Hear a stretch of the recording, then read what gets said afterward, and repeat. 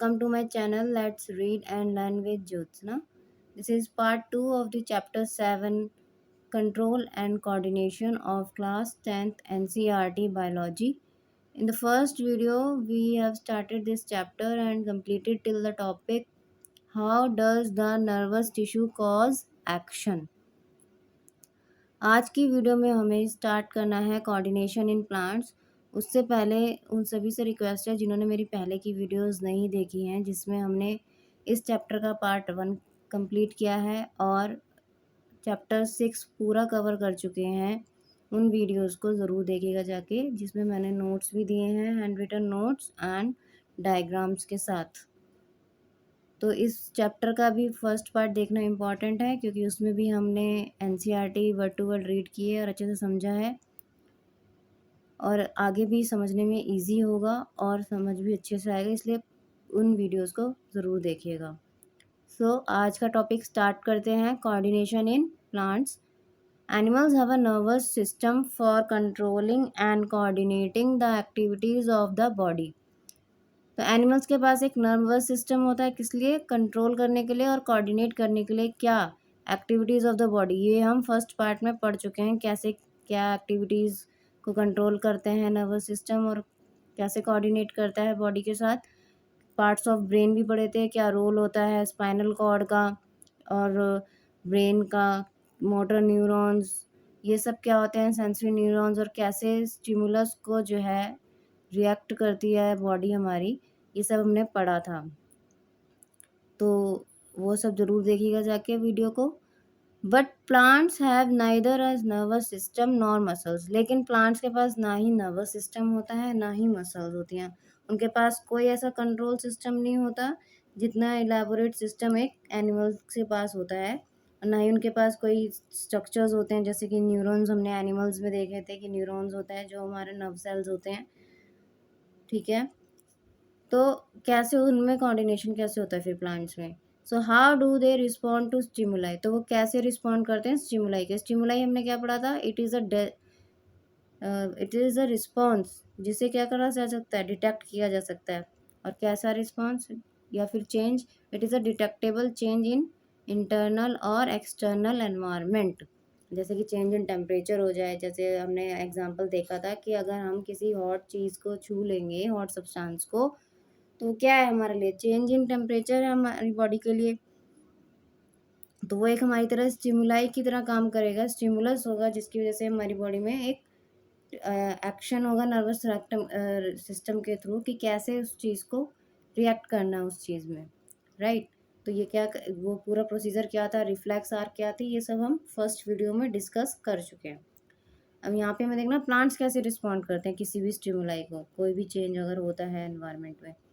When we touch the leaves of a chuimui, the sensitive or touch me not plant of the mimosa family, एक plant होता है, छुईमुई बोलते हैं जिसे, या फिर उसे टच मी नॉट प्लांट भी बोलते हैं। और अगर हम देखें तो कौन सी फैमिली से बिलोंग करता है? मिमोसा फैमिली से। उसमें क्या होता है, उसका पूरा नाम होता है मिमोसा प्यूडिका। अगर हम साइंटिफिक नेम की बात करें, PUDICA। तो उसमें क्या होता है, जैसे ही हम उसकी लीव्स को टच करते हैं तो जो उसकी लीव्स है वो ड्रूप हो जाती हैं और लीफलेट्स जो है फोल्ड अप हो जाते हैं, यानी कि वो एकदम से एक साथ चिपक सा जाता है। अगर किसी ने देखा हो तो उन्हें पता होगा कि टच मी नॉट प्लांट को टच करते कैसा रिएक्शन आता है उससे, right. They begin to fold up, वही बताया इसमें कि उसकी जो लीव्स हैं वो फोल्ड होना शुरू हो जाती हैं, ड्रूप करना शुरू कर जाती हैं। When a seed germinates the root goes down, जब कोई एक सीड जर्मिनेट करता है, राइट, तो उसमें जो रूट्स होती हैं वो नीचे की तरफ ग्रो करना शुरू करती हैं। The stem comes up into the air, whereas जो स्टेम होती है वो एयर में, यानी कि atmosphere out of the soil, जो ऊपर की तरफ अपवर्ड डायरेक्शन में ग्रो करती है। व्हाट हैपन्स, होता क्या है? फर्स्टली, पहले, the leaves of the sensitive plant move very quickly in response to touch. जो लीव्स होती हैं सेंसिटिव प्लांट की, वो जल्दी से, बहुत जल्दी से मूव करती हैं जैसे ही टच करते हैं उन्हें, तो वो अपना रिस्पॉन्स देती हैं ऐसा करके। There is no growth involve in this movement. तो इस मूवमेंट में कोई ग्रोथ इन्वॉल्व नहीं है, जिसमें हम टच मी नॉट प्लांट वाले की बात जो कर रहे हैं, ठीक है। तो ये ग्रोथ से रिलेटेड मूवमेंट नहीं है। तो इसको हम ऐसी मूवमेंट्स को हम क्या कहते हैं, नेस्टिक मूवमेंट्स कहते हैं, जिसमें ग्रोथ से रिलेटेड या डायरेक्ट किसी डायरेक्शन से रिलेटेड जो है मूवमेंट नहीं होती है। On the other hand the directional movement of a seedling is caused by growth. जो दूसरी तरफ बात करें तो जो डायरेक्शनल मूवमेंट है, यानी किसी एक डायरेक्शन में मूवमेंट होना किसकी, सीडलिंग की, जैसे कि हमने देखा कि रूट्स जो हैं डाउनवर्ड्स ग्रो करती हैं towards the soil, whereas the stem moves upward in the upward direction. तो ये कैसी मूवमेंट है, ये डायरेक्शनल मूवमेंट है। तो ये कैसे हो रही है, इज कॉज्ड बाय ग्रोथ, और ये ग्रोथ से रिलेटेड मूवमेंट भी है। तो ऐसी मूवमेंट्स को हम क्या कहते हैं, tropic movements. If it is prevented from growing, अगर हम उस सीडलिंग को रोक दें ग्रो करने से, it will not show any movement, तो वो कोई मूवमेंट शो नहीं करेगा, क्योंकि वो ग्रोथ से रिलेटेड मूवमेंट शो कर रहा था, और हम उसकी ग्रोथ ही रोक देंगे तो कोई मूवमेंट नहीं होगी। So plant show two different types of movement. तो प्लांट्स दो तरीके की मूवमेंट शो करते हैं।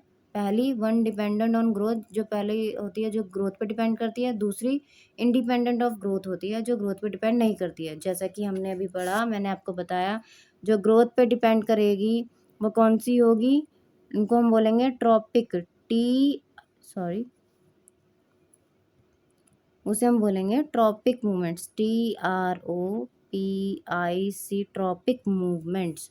और जबकि जो दूसरी वाली होंगी जो इंडिपेंडेंट ऑफ ग्रोथ होंगी, वो कैसी होंगी, nastic movements, NISTIC, nastic movements. Immediate response to stimulus, तो जो स्टिमुलस के प्रति रिस्पॉन्स होता है इमीडिएट, फटाफट से, वो कैसे होता है देखते हैं। Let us think about the first kind of movement. तो पहले हम पहली तरीके की जो मूवमेंट है, जो कैसी है इसमें बता रहे हैं, सेंसिटिव टू ग्रोथ या डिपेंडेंट ऑन ग्रोथ है। हमने दो तरीके की मूवमेंट देखी ना, डिपेंडेंट ऑन ग्रोथ और इंडिपेंडेंट ऑफ ग्रोथ। तो हम डिपेंडेंट ऑन ग्रोथ वाली जो मूवमेंट्स हैं, जिन्हें हम ट्रॉपिक मूवमेंट्स कहते हैं, उनको देखते हैं पहले। Such as that of this sensitive plant, जैसे कि हमने सेंसिटिव प्लांट में, सॉरी इसमें ये पहले सेंसिटिव प्लांट की ग्रोथ को देख रहा था, यानी ये नेस्टिक मूवमेंट की बात करने जा रहा है। Independent growth, independent of growth, nastic movement की बात करेगा। तो सबसे पहले हम इसको देखते हैं। Since no growth is involve, क्योंकि इसमें कोई ग्रोथ इन्वॉल्व नहीं थी, जिस जैसे ही हम टच मी नॉट प्लांट की लीव्स को टच करते हैं तो वो कैसी हो जाती हैं, उसकी लीव्स फोल्ड हो जाती हैं। और ये देख रहे हैं, ये देख रहे हैं, ये ऐसे होती है पहले, जैसे उसे टच करेंगे तो ये ऐसे हो जाती हैं, जैसे इसमें दिखाई है, ऐसे एक साथ हो जाती हैं, फोल्ड हो जाएंगी, ड्रूप कर जाएंगी। ठीक है, इसमें कोई ग्रोथ इन्वॉल्व नहीं है, नेस्टिक मूवमेंट है। Since no growth is involved, the plant must actually move its leaves in response to touch. क्योंकि इसमें कोई ग्रोथ इन्वॉल्व नहीं है, तो प्लांट जो है मूव करता है अपनी लीव्स को टच के रिस्पॉन्स में। But there is no nervous tissue, लेकिन प्लांट्स में तो कोई नर्वस टिश्यू नहीं होता, नॉर एनी मसल टिश्यू, ना ही कोई मसल टिश्यू है। How does the plant detect the touch, तो प्लांट ने इस टच को डिटेक्ट कैसे किया। How do the leaves move in response, और लीव्स कैसे मूव कर रही हैं उस रिस्पॉन्स पे, कैसे रिस्पॉन्स किया उन्होंने ऐसे मूवमेंट करके। हमारी एनिमल्स की बॉडी में तो हमने देखा था कि भाई न्यूरॉन्स होते हैं, सिनेप्स होता है, ये सब पूरा एक मूवमेंट है, कैसे एक फ्लो चार्ट हमने पढ़ा था पूरा, कैसे क्या होता है। लेकिन इसमें तो कोई नर्वस टिश्यू नहीं है, कोई न्यूरॉन नहीं है, तो कैसे हो रहा है इसमें ये सब। If we think about where exactly the plant is touched, अगर हम सोचें कि भाई कहाँ पे प्लांट को एग्जैक्टली टच किया गया है, and what part of the plant actually moves, और कौन सा पार्ट जो है प्लांट का मूव किया है, कि हमने टच किधर किया था, कौन से पॉइंट पे प्लांट पे, और कौन सा पार्ट जो है प्लांट का मूव कर रहा है। It is apparent that movement happens at a point different from the point of touch. तो हम ये देखेंगे कि जो मूवमेंट है वो डिफरेंट पॉइंट पे हुई होगी, और टच जो हमने डिफरेंट पॉइंट पे किया होगा, मतलब हमने टच किसी और पार्ट पे किया होगा, लेकिन मूवमेंट जो है दूसरे पार्ट भी में शो हुई होगी। So information that a touch has occurred must be communicated, तो जो ये इन्फॉर्मेशन है कि भाई टच हुआ है, तो ये ज़रूर कम्युनिकेट की गई होगी प्लांट बॉडी में।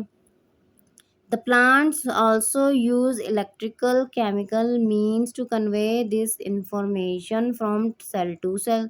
तो plants जो है use करते हैं electrical या chemical means, electrical chemical तरीके use करते हैं टू कन्वे दिस इंफॉर्मेशन, क्या करने के लिए, ये इन्फॉर्मेशन सेंड करने के लिए, कहाँ, फ्रॉम सेल टू सेल, एक सेल से दूसरे सेल तक, कि भाई हमें टच हुआ है और हमें ऐसे रिस्पॉन्स करना है, ड्रूप कर जाना है, जैसे टच मी नॉट प्लांट की बात करें, राइट।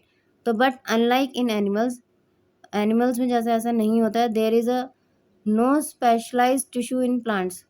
जैसे एनिमल्स में स्पेशलाइज्ड टिश्यूज़ होते हैं, नर्वस टिश्यूज़ होते हैं, लाइक प्लांट्स में ऐसे कोई स्पेशलाइज्ड टिश्यूज़ नहीं होते for the conduction of information, किसके लिए, कि इंफॉर्मेशन को कंडक्ट कराया जा सके प्लांट बॉडी में।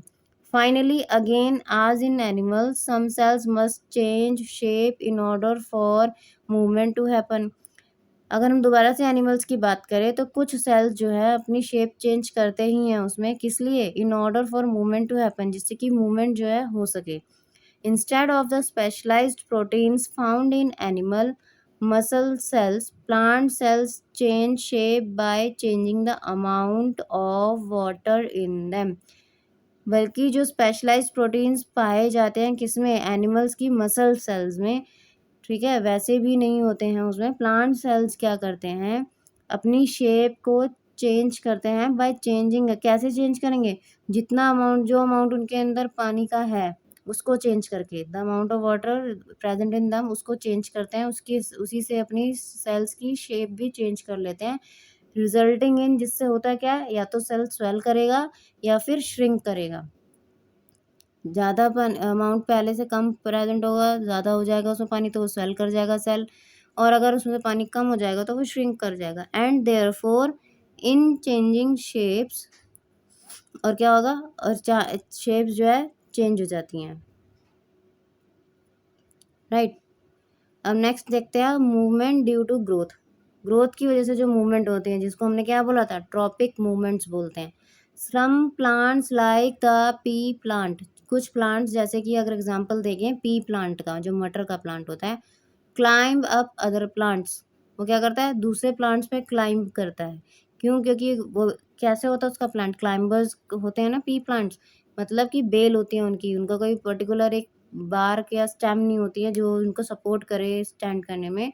तो क्लाइंबर्स क्या करते हैं, वो बेल्स होती हैं, हिंदी में जिन्हें बेल बोलते हैं, तो वो क्या करते हैं, वो दूसरे ट्रीज या किसी फेंस की या किसी, मतलब कोई ना कोई एक सपोर्ट उन्हें चाहिए होता है to climb up and to grow. तो क्या करते हैं, वो क्लाइंब करते हैं दूसरे प्लांट्स पे, या फेंसेस पे, या तारे, आप कोई एक नेटवर्क तारों का बना दें तो उस पर क्लाइंब कर जाएंगे बाय मीन्स ऑफ टेंड्रिल्स, किसकी हेल्प से, टेंड्रिल्स। टेंड्रिल्स क्या होता है, ये मॉडिफाइड स्टेम्स होती हैं, ठीक है, क्लाइंबर्स में, जो कैसी हो जाती हैं, जैसे हमारे कर्ल्स होते हैं ना, कर्ल्स वैसे हो जाती हैं। अगर आपने बेल देखी है किसी चीज़ की तो ऐसे ऐसे आपको नज़र आएंगे, तो ये टेंड्रिल्स होते हैं इस शेप में। तो जो टेंड्रिल्स होते हैं उसमें, चाहे आप पी प्लांट देख लीजिए, या आपने अगर उसका कुकुम्बर हो गया, और ये हमारा जो बॉटल गॉर्ड होती है, इन सब के प्लांट्स कैसे होते हैं, क्लाइंबर्स ही होते हैं, बेल होती हैं। अगर किसी ने देखा हो तो उनके स्टेम्स में ऐसे कर्ल्स, जैसे मैंने अभी आपको बताया, ऐसे कर्ल्स लाइक स्ट्रक्चर्स दिखते हैं, जिन्हें हम टेंड्रिल्स बोलते हैं। ये क्या होती है, मॉडिफाइड स्टेम्स होती हैं। तो ये इनकी हेल्प से जो है दूसरे प्लांट्स पे क्लाइंब करते हैं, या फिर नेटवर्क ऑफ फेंसेस हो, यानी तारों का जो हम नेटवर्क जाल सा बिछाते हैं उसके ऊपर, राइट, उसकी हेल्प से ये करते हैं। These tendrils are sensitive to touch, तो ये टेंड्रिल्स कैसे होते हैं, टच के सेंसिटिव होते हैं। When they come in contact with any support, जब ये किसी भी सपोर्ट के कॉन्टैक्ट में आते हैं, the part of the tendril in contact, तो जो पार्ट टेंड्रिल का कॉन्टैक्ट में होता है किसके, विद द ऑब्जेक्ट, उस ऑब्जेक्ट के, does not grow as rapidly as the part of the tendril away from the object, यानी जो पार्ट उस सब्जेक्ट के कांटेक्ट में होगा वो ग्रो नहीं करता है जल्दी जल्दी, ठीक है, does not grow as rapidly, उस उतनी जल्दी से ग्रो नहीं करता है जितनी जल्दी वो वाला पार्ट जो है टेंड्रिल का ग्रो करता है, जो उस ऑब्जेक्ट के अवे होता है। मतलब जिस ऑब्जेक्ट का भी सपोर्ट लेके टेंड्रिल्स ने ग्रो करवाना है प्लांट को, तो जो पार्ट कांटेक्ट में होगा टेंड्रिल का उस ऑब्जेक्ट के, वो ज़्यादा जल्दी ग्रो नहीं करेगा अपार्ट फ्रॉम दैट, और जो वो पार्ट है टेंड्रिल का जो उस ऑब्जेक्ट से थोड़ा सा दूर है, वो जल्दी से ग्रो करेगा। This causes the tendril to circle around the object, जिसकी वजह से होता क्या है, जो टेंड्रिल होता है वो उस ऑब्जेक्ट के अराउंड सर्कल हो जाता है, यानी लिपट जाता है एक तरीके से सर्कल की फॉर्म में, एंड दस क्लिंग टू इट, और उसके साथ चिपक जाता है उस ऑब्जेक्ट के साथ। More commonly plants respond to stimuli slowly by growing in a particular direction. ज़्यादातर क्या देखा गया कॉमनली कि जो प्लांट्स का है रिस्पॉन्ड करते हैं किसको, किसी भी स्टिमुलस को स्लोली मतलब धीरे, बाय ग्रोइंग ग्रो करके, इन अ पर्टिकुलर डायरेक्शन किसी एक पर्टिकुलर डायरेक्शन में ग्रो करके। Because this growth is directional, क्योंकि ये ग्रोथ डायरेक्शनल होती है, किसी एक डायरेक्शन में होती है। It appears as if the plant is moving, तो ये ऐसा लगता है कि प्लांट क्या कर रहा है, मूव कर रहा है, क्योंकि वो एक डायरेक्शन में ग्रो कर रहा होता है। Let us understand this type of movement with the help of example. तो इस तरीके की मूवमेंट को हम एक एग्जाम्पल की हेल्प से समझते हैं। Activity 7.2, fill a conical flask with water. एक कॉनिकल फ्लास्क को पानी से फिल कर देना है हमारे को। जैसे ये जो हमारे को ये फ्लास्क दिख रहा है इसे हम कॉनिकल फ्लास्क बोलते हैं। इसमें पानी हमें ले लेना है। Cover the neck of the flask with wire mesh, और जो उसका जो नेक है कॉनिकल फ्लास्क की, यानी कि ये जो यहाँ पे ऊपर का जो पार्ट है उसे हमें कवर कर देना है वायर मैश से, मतलब एक तार से बना हुआ जाली टाइप, उससे हमें कवर कर देना है। Keep 2 or 3 freshly germinated bean seeds on the wire mesh। और कुछ जो है हमारे को 2 या 3 फ्रेशली जर्मिनेटेड बीन्स लेने हैं, सीड्स लेने हैं जो कि जर्मिनेट हुए हों तुरंत, यानी अंकुरित हुए हुए हों, और उसे किस पे रख देना है, उस वायर मैश पे रख देना है। Take a cardboard box which is open from one side. एक कार्डबोर्ड बॉक्स लेना है ऐसा जैसा यहाँ पे दिखाया है, जो एक तरीके से एक तरफ से ओपन हो, जैसे यहाँ से ओपन है, right. Keep the flask in the box in such a manner that the open side of the box faces light coming from the window। तो हमें बॉक्स को ऐसे रखना है कि, और फ्लास्क को पहले उस बॉक्स के अंदर रखना है, और ऐसे हमने पोजीशन रखनी है बॉक्स की कि जो उसकी ओपन साइड है वो किस तरफ रहे, वो विंडो की साइड रहे। जैसा कि आपको दिख रहा है ये विंडो से सनलाइट आ रही है और इसी साइड हमारा ओपन साइड है कार्डबोर्ड की, तो हमने ऐसे रखना है इसको।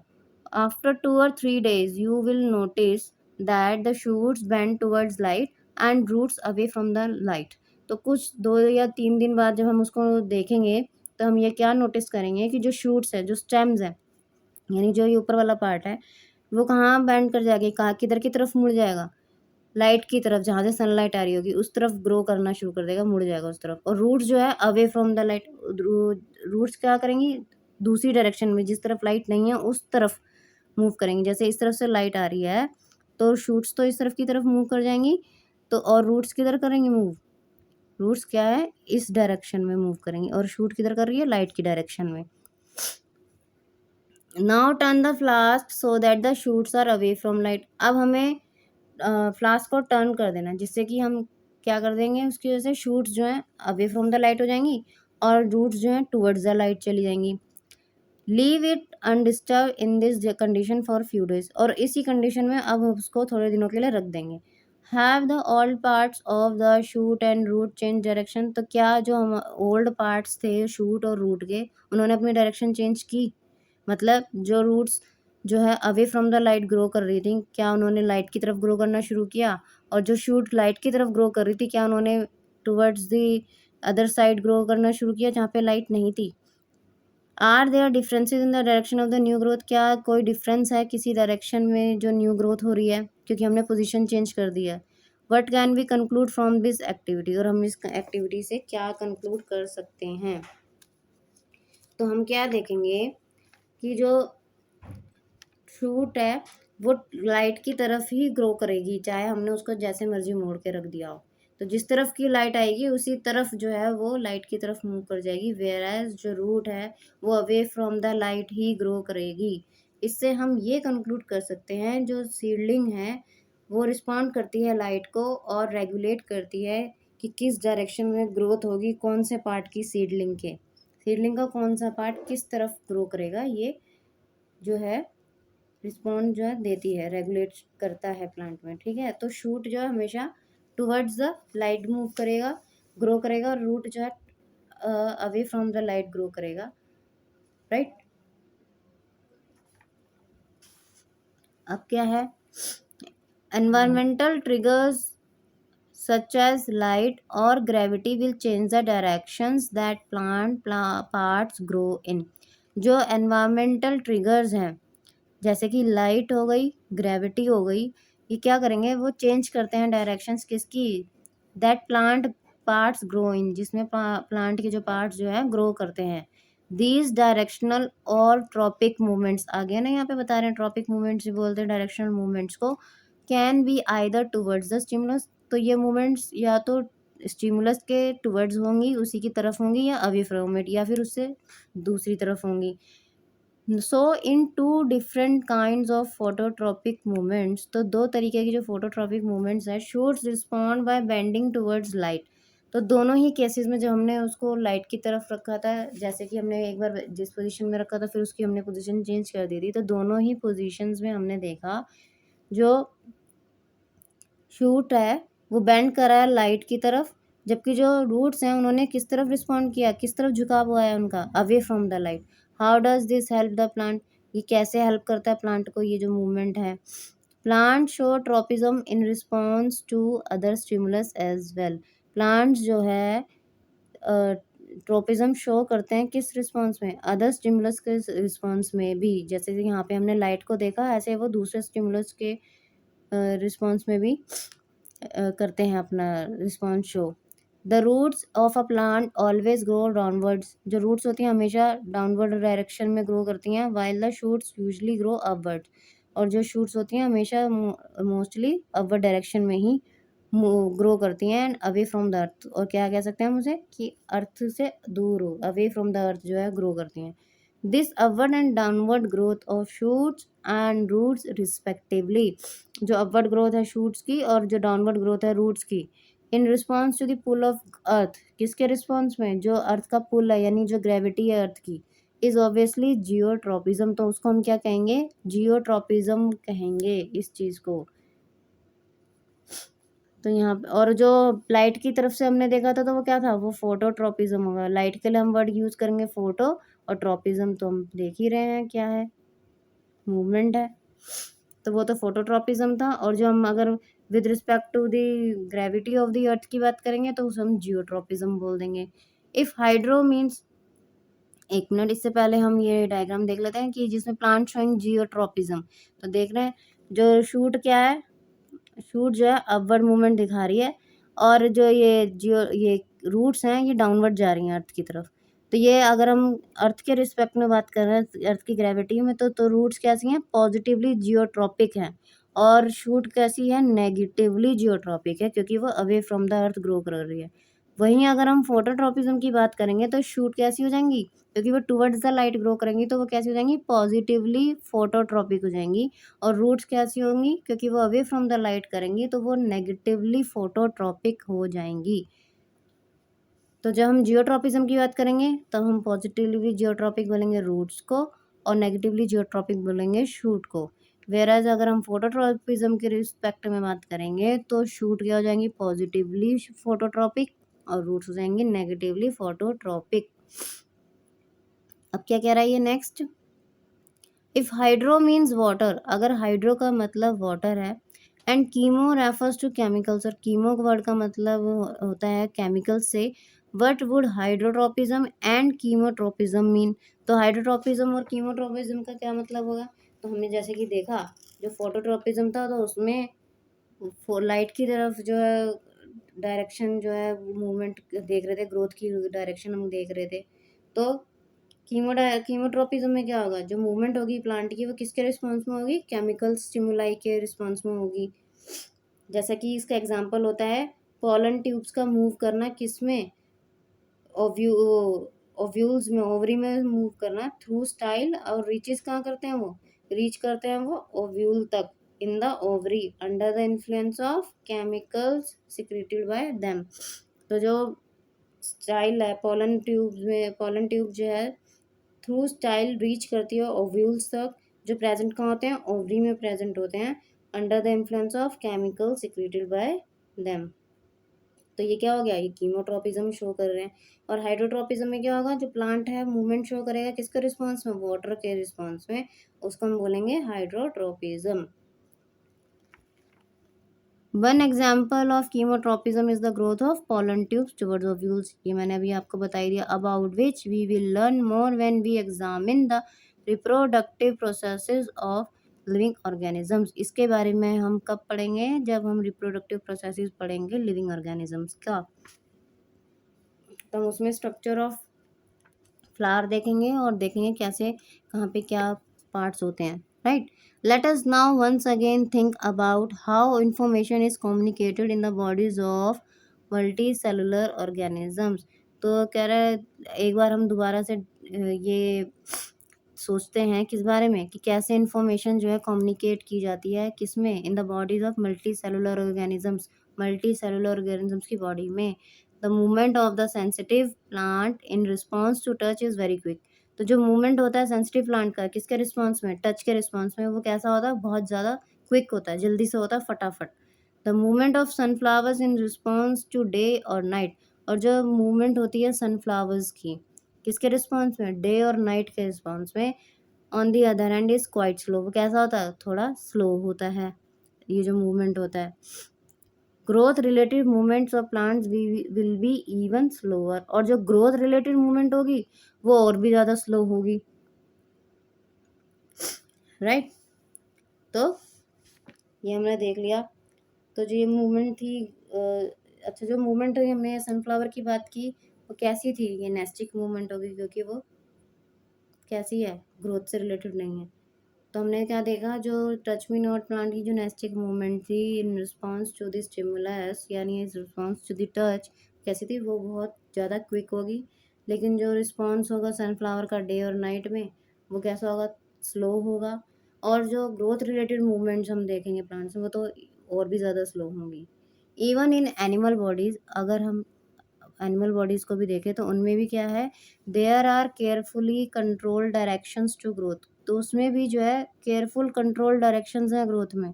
Our arms and fingers grow in certain direction. जो हमारे आर्म्स हैं और जो हमारी फिंगर्स हैं, उंगलियां हैं, वो क्या करते हैं? ग्रो करते हैं एक सर्टेन डायरेक्शन में, एक पर्टिकुलर डायरेक्शन में. नॉट हैपहैज़र्डली. ना कि वो उल्टा सीधा ग्रो कर रहे हैं, किसी भी डायरेक्शन में कुछ भी ग्रो हो रहा है. नहीं, हैपहैज़र्डली नहीं, एक पर्टिकुलर डायरेक्शन में ही ग्रो हो रहा है. So controlled movements can be either slow or fast. तो हमने क्या देखा? जो कंट्रोल्ड मूवमेंट्स होती हैं वो या तो वो स्लो हो सकती हैं या फास्ट भी हो सकती हैं. If fast responses to stimuli are to be made. अगर फास्ट रिस्पॉन्सेज हमें स्टिमुलस के उसमें देने होते हैं, ठीक है, information transfer must happen very quickly. तो इन्फॉर्मेशन ट्रांसफ़र जो होना होता है वो भी क्विकली होना चाहिए क्योंकि फास्ट रिस्पॉन्स चाहिए. तो तभी अगर इन्फॉर्मेशन ट्रांसफ़र फास्ट होगा तभी तो रिस्पॉन्स भी फास्ट आएगा. For this the medium of transmission must be able to move rapidly. और ये इन्फॉर्मेशन ट्रांसफ़र अगर क्विकली मूव करानी है तो जो मीडियम ऑफ ट्रांसमिशन है वो भी रैपिडली काम करने के लिए सक्षम होना चाहिए, एबल होना चाहिए. Electrical impulses are in excellent means for this. तो जो इलेक्ट्रिकल इम्पल्सेस होते हैं वो एक्सीलेंट मीन्स होते हैं इस काम के लिए. जो ये जल्दी जल्दी हमें रिस्पॉन्स चाहिए, जल्दी से ट्रांसमिशन होना चाहिए, जल्दी से जो है इन्फॉर्मेशन ट्रांसफ़र होनी चाहिए. इसके लिए सबसे एक्सीलेंट मीन्स क्या है? इलेक्ट्रिकल इम्पल्सेस सबसे बढ़िया रहते हैं. But there are limitations to the use of electrical impulses. लेकिन इनके यूज़ के लिए कुछ लिमिटेशंस हैं. ये किसके यूज़ के लिए? इलेक्ट्रिकल इम्पल्सेस के लिए. Firstly they will reach only those cells that are connected by nervous tissue. पहले ये किस पे कहाँ पहुँचेंगी? सिर्फ उन्हीं सेल्स तक जो कैसे कनेक्टेड हैं, नर्वस टिश्यू से कनेक्टेड है. Not each and every cell in the body animal body. ना कि हर एक सेल या हर एक सेल तक पहुंच जाएंगे एनिमल बॉडी में. सबसे पहले ये कहाँ पहुंचेंगे? जो नर्वस टिश्यू से कनेक्टेड सेल्स हैं सिर्फ वहीं तक पहुंचेंगे, ना कि हर एक cell of the animal body. Secondly, once an electrical impulse is generated. दूसरी बात यह है कि अगर एक बार इलेक्ट्रिकल इम्पल्स जनरेट हो गया इन अ सेल, किस में? एक सेल में, एंड ट्रांसमिटेड और ट्रांसमिट भी हो गया, the cell will take some time to reset its mechanism. तो सेल क्या करेगा? कुछ टाइम लगाएगा. किस लिए? अपना मैकेनिज्म को रीसेट करने के लिए. Before it can generate and transmit a new impulse. किससे पहले? जो अगर उसे कोई और नया इम्पल्स जनरेट करना है, ट्रांसमिट करना है, तो उससे पहले वो पहले अपने आप को रीसेट करने में अपने मैकेनिज्म को टाइम लगाएगा. राइट। तो हमने क्या दो लिमिटेशंस पढ़ी है इलेक्ट्रिकल इम्पल्सेस की एनिमल सेल्स में, एनिमल बॉडी में, कि वो तो सबसे पहले किस पे पहुंचते हैं, एक तो जो उन सेल्स में पहुंचते हैं जो नर्वस टिश्यूज से कनेक्टेड होते हैं, ना कि हर एक सेल में पहुंच जाते हैं एनिमल बॉडी के। सेकेंडली हमने पढ़ा है लिमिटेशंस में कि अगर एक सेल ने इंफॉर्मेशन को, इलेक्ट्रिकल इम्पल्स को जनरेट किया और ट्रांसमिट कर दिया है, तो नेक्स्ट जो इम्पल्स जनरेट और ट्रांसमिट करनी होगी तो उससे पहले उसे अपना मैकेनिज्म रिसेट करना पड़ेगा, और उसके लिए उसे थोड़ा सा टाइम लगता है। In other words, cells cannot continually create and transmit electrical impulses। अगर हम दूसरे शब्दों में बोलें तो क्या कह सकते हैं कि जो सेल्स जो हैं कॉन्टिन्यूसली जो है इस इलेक्ट्रिकल इम्पल्सेस को क्रिएट और ट्रांसमिट नहीं कर सकते, जैसा कि हमने देखा कुछ टाइम उन्हें लगता है। It is thus no wonder that most multicellular organisms use another means of communication between cells। तो ये कोई हैरानी की बात नहीं है कि जो मल्टीसेलुलर ऑर्गेनिजम्स हैं वो दूसरे तरीके यूज़ करते हैं कम्युनिकेशन करने के लिए बिटवीन सेल्स, सेल्स के बीच में, नेमली केमिकल कम्युनिकेशन। तो किसका यूज़ करते हैं, वो केमिकल्स का यूज़ करते हैं कम्युनिकेट करने के लिए, तो उसे हम क्या कह रहे हैं, chemical communication. If instead of generating an electrical impulse, अगर इलेक्ट्रिकल इम्पल्स जनरेट करने की बजाय stimulated cells release a chemical compound, जो स्टिमुलेटेड सेल्स हैं अगर वो केमिकल कंपाउंड रिलीज करते हैं, this compound would diffuse all around the original cell. तो ये जो कंपाउंड है, जो केमिकल कंपाउंड रिलीज किया है, वो क्या कर जाएगा, डिफ्यूज करेगा all around the original cell, जो ओरिजिनल सेल है उसके चारों तरफ।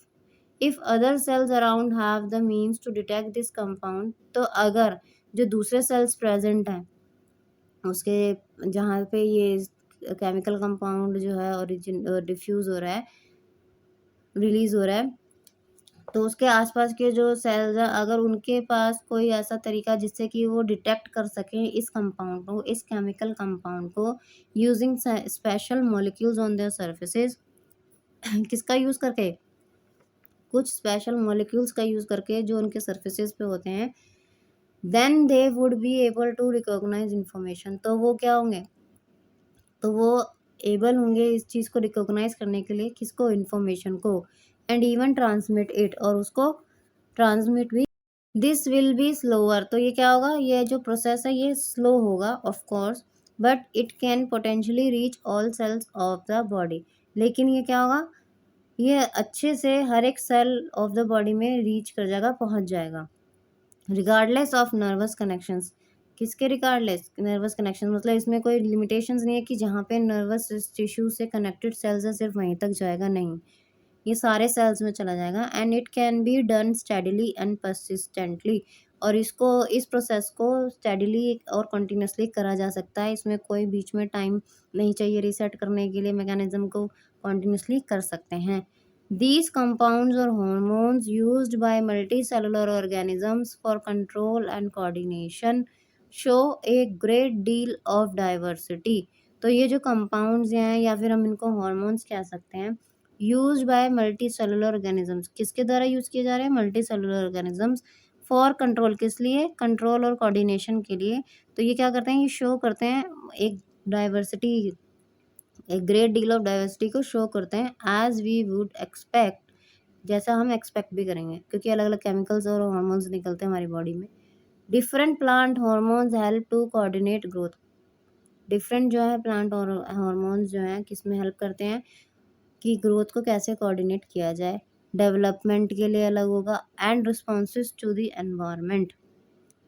ग्रोथ, डेवलपमेंट और रिस्पॉन्स टू द एनवायरनमेंट को कोऑर्डिनेट करने के लिए डिफरेंट डिफरेंट प्लांट हार्मोन्स होते हैं। They are synthesised at places away from where they act. ये कहाँ सिंथेसाइज होते हैं, ये अलग, ये सिंथेसाइज किसी और जगह होंगे, और जहाँ ये एक्ट करेंगे उससे अलग स्पेसेस, ये नहीं कि जहाँ पे एक्ट कर रहे हैं वहीं पर ये सिंथेसाइज हुए, नहीं, ये सिंथेसाइज कहीं और होंगे और एक्ट जो है कहीं और करेंगे। And simply diffuse to the area of action, कैसे करेंगे कि जिस एरिया, जो एरिया ऑफ एक्शन होगा वहाँ पे डिफ्यूजन प्रोसेस से। Let us take an example that we have worked with earlier.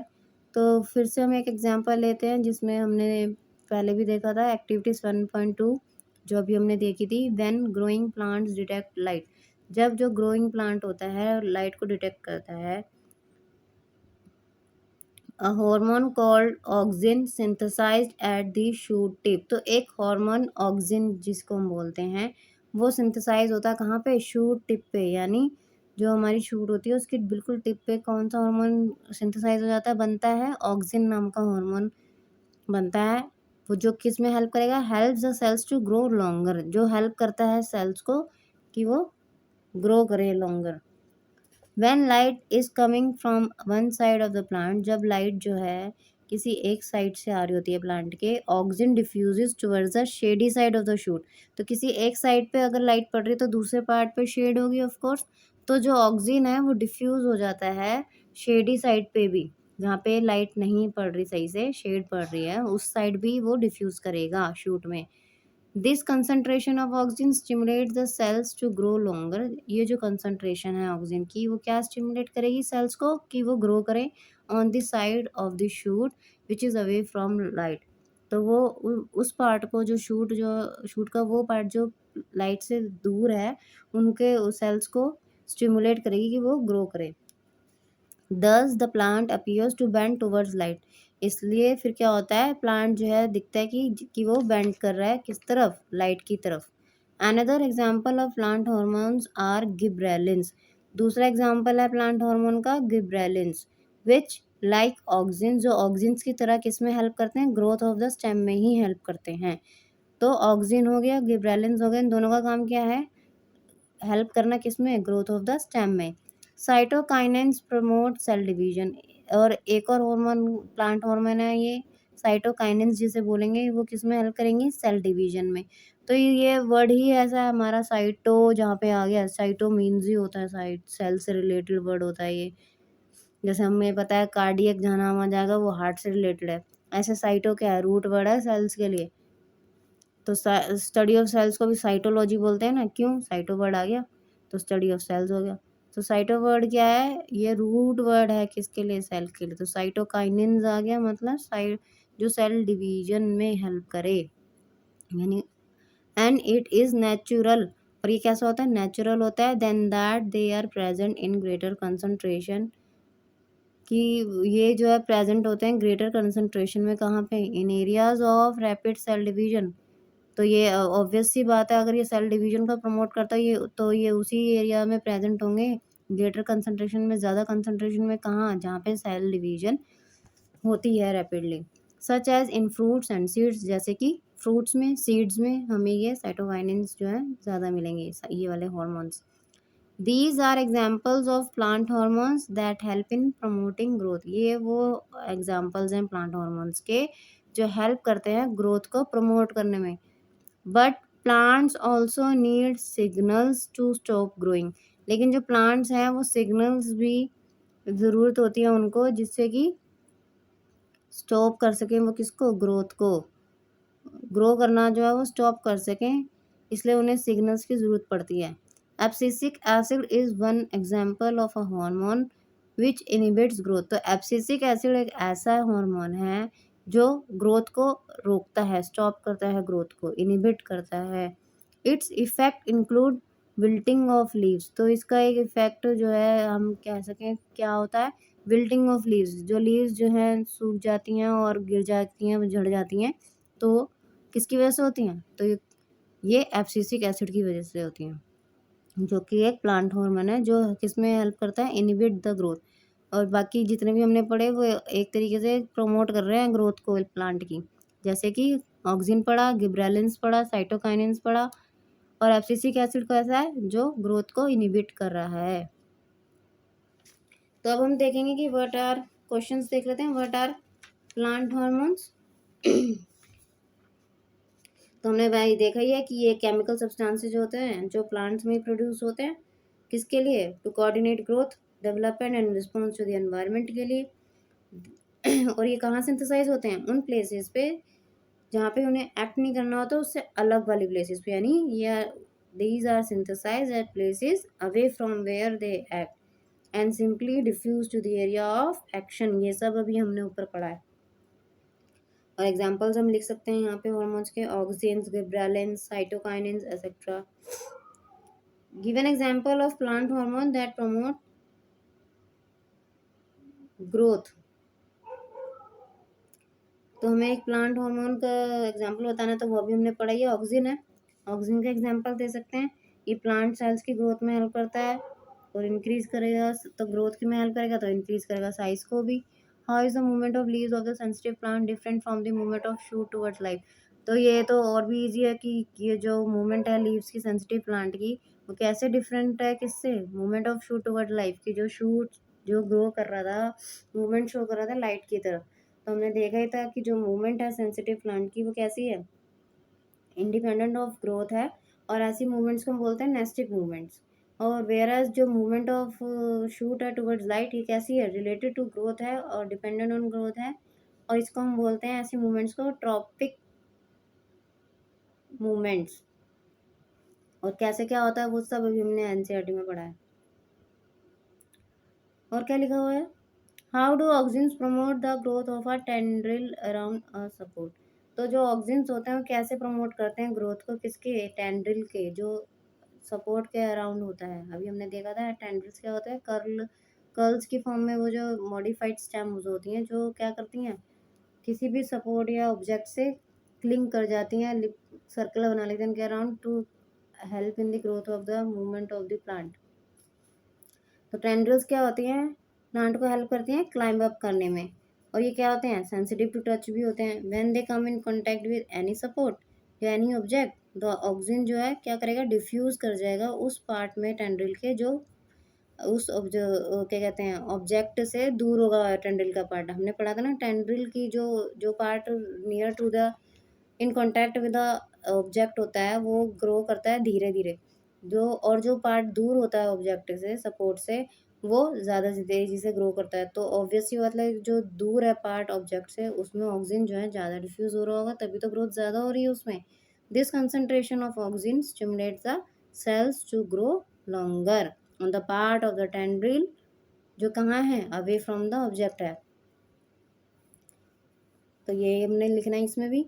How does, एक मिनट, हाउ डू ऑक्सीजन वाला हो गया। Design an experiment to demonstrate hydrotropism. तो एक हमें एग्जांपल बताना हाइड्रोट्रोपिज्म का। तो ये आप खुद देखिएगा, नहीं तो मैं नेक्स्ट वीडियो में ज़रूर आपसे डिस्कस करूँगी कि क्या हम कर सकते हैं इसका आंसर, नहीं तो मैं नोट्स में दे दूँगी इसका आंसर। तो अभी आगे देखते हैं क्या है, हॉर्मोन्स इन एनिमल्स। तो ये हम नेक्स्ट वीडियो में करेंगे। इस वीडियो के लिए इतना ही करते हैं, वरना बहुत लंबी वीडियो हो जाएगी। सो या जब तक नेक्स्ट वीडियो के लिए आप पढ़ते रहिए, जितना भी पढ़ा है रिवाइज कीजिए, पिछली वीडियोस भी देखिए, चैप्टर 6 की भी और इस चैप्टर की भी पार्ट 1 ज़रूर देखिए। और मिलते हैं नेक्स्ट वीडियो में। और उस yes, don't forget to like, share and subscribe to my channel. Till then, bye bye.